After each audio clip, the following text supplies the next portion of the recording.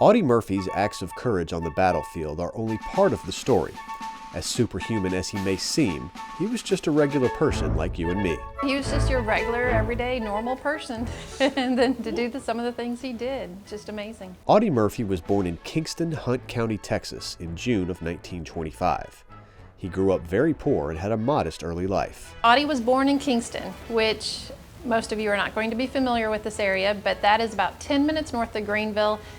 Tiny town, you blink and you miss it. So he was born in a cabin that they were so poor when they were kids that they moved around a lot. A lot of rent houses.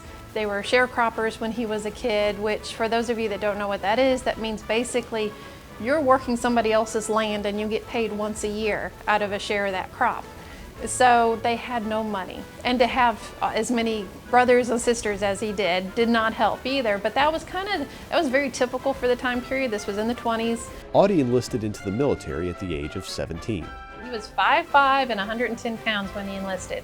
I mean, little.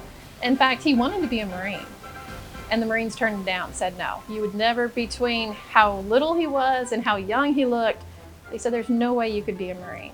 And so eventually, even the Army at first, they weren't sure, but they ended up taking him. And when he did get into the Army basic, they kept trying to convince him to be something other than your regular frontline soldier, because they didn't think he could do it. So, they tried to get him to be the cook or a supply officer, and he kept, you don't tend to turn down your commanding officers, but he did. He said, no, this is what I signed up for, this is what I want to do. And they said, okay, and then look at what he did.